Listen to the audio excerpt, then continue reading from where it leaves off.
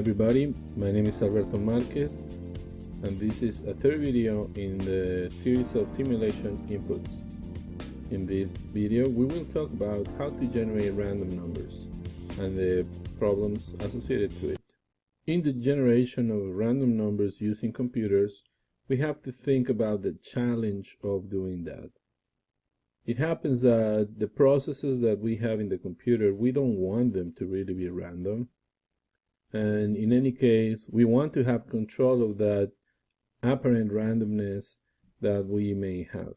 So there has been development in the selection of functions that can generate random numbers or numbers that apparently are random, and that we can run tests for how random they really are. And there are all kinds of different tests associated to it. The most common random number generator is a linear congruent generator. And the way that this works, it's a recurring formula in which the output is used as the input for the next number.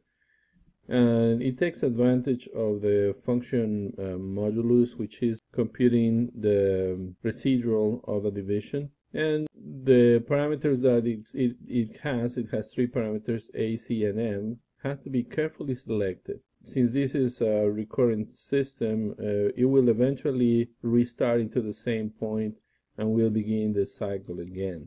But if a and c are properly selected, then the complete cycle will have m numbers, and that is the most convenient situation. The studies that has been done allow us to have random number generators that can generate hundreds of millions of numbers and more. So we don't have to worry too much about it when we are using a simulation package, and we don't have necessarily to test all these random numbers. All this work has been done for us, but it's important for us to understand that these random numbers are really not random. They are completely deterministic. It is just that they seem to be, from the statistical perspective, to pass most of the randomness tests. Another concept that is important is that the first value of z, which is this random number generated, or we call z0, is actually a seed. So when we read the manuals on the way to operate the diverse simulation packages, when they talk about the seed, is the first value, the first random number generated to start the stream of random numbers. Another concept is that in order to promote a different pattern in the behavior of the random variables, it may be important to have more than one combination of ACs and M's in the random number generators, but again, that for the most part has been taken care of in most simulation models. However, just because we have A, C, and M does not guarantee an adequate randomness, and even when we have a good adequate randomness, what these random numbers are actually called or named pseudo-random numbers. The issues with random numbers essentially is that they could be autocorrelated. Here I have three graphs. The one to the most left is the most random of all of them, and the only difference between the graph at the left and the one at the center and the one at the right is different parameters for A and C.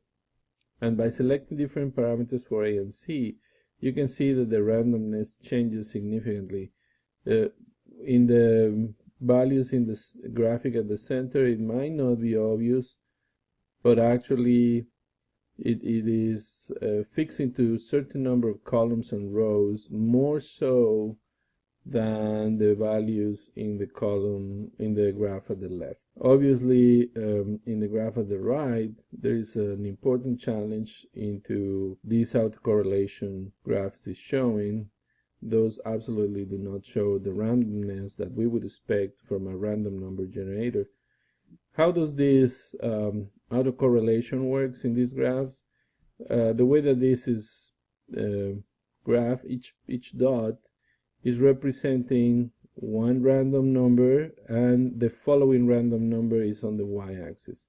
So if say the random number 25 is depicted in the value of that is depicted in the x-axis, in the horizontal axis, in the vertical axis we would have the following random number, and that pair turns to a point in the graph. And as you can see, although for instance in the graph at the most right, the numbers may not be next to each other in the actual step, eventually the random numbers follow patterns that are not desirable if we want them to really behave like random numbers. So that's this video about generating random numbers, and we will continue in the next video with how to generate using uniform random numbers